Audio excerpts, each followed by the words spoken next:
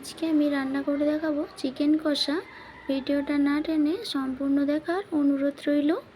কড়াইতে দিয়ে দিলাম সর্ষের তেল, দিয়ে দেব গোটা গরম মশলা ফোড়নে, দিয়ে দেব পেঁয়াজ কুচি। পেঁয়াজটা আমি ব্রাউন কালার করে ভেজে নেব। দিয়ে দেব লবণ। পেঁয়াজে লবণ দিলে তাড়াতাড়ি ভাজা হয়ে যায়। দিয়ে দেব রসুন বাটা,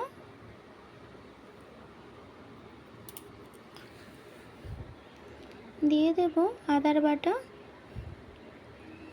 দিয়ে দেব ধনে জিরে বাটা, দিয়ে দেব টমেটো কুচি। ভালো করে মশলাটা আমি কষিয়ে নেব।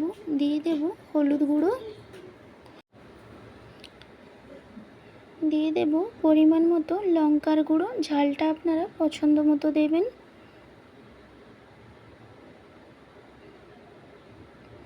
সব কিছু ভালো করে মিশিয়ে নেব। মশলা কষানো হয়ে গেছে। ফেটিয়ে রাখা টক দই দিয়ে দেব।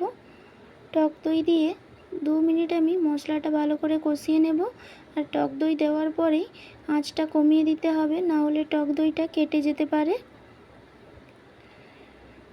আমি এখানে টক দই দিয়েছি। টকটা ব্যালেন্স করার জন্য দিয়ে দেব অল্প একটু চিনি। মশলাটা কষানো হয়ে গেছে। নুন হলুদ মাখিয়ে চিকেনটা আমি রেখেছিলাম দিয়ে দেব। 5 মিনিট ভালো করে কষিয়ে নেব।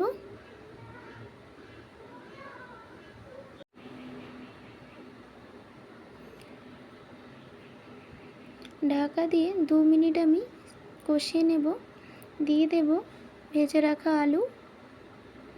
আলুর সাথে চিকেনটা ভালো করে কষিয়ে নেব।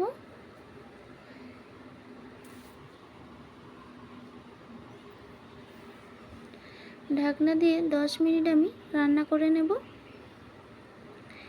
10 মিনিট হয়ে গেছে। চিকেনটাও আমার কষানো হয়ে গেছে। দেখুন কত সুন্দর কালার এসেছে। এইভাবে চিকেন কষা বাড়িতে বানাবেন, অবশ্যই ভালো লাগবে। লুচি রুটি পরোটা সবার সাথেই খেতে পারবেন। গরম জল করে রেখেছিলাম, দিয়ে দেব। চিকেনের যে কোনো রেসিপিতে গরম জল দেবেন, চিকেনের টেস্টটা তাহলে আরও বেড়ে যাবে। আজকে চিকেন কষার রেসিপি যদি ভালো লাগে লাইক কমেন্ট শেয়ার করে আমার পাশে থাকবেন। ইউটিউব থেকে দেখলে সাবস্ক্রাইব করে দেবেন, ফেসবুক পেজ থেকে দেখলে পেজটাকে ফলো করে দেবেন। দিয়ে দেব 2টো কাঁচা লঙ্কা, দিয়ে দেব গরম মশলার গুঁড়ো।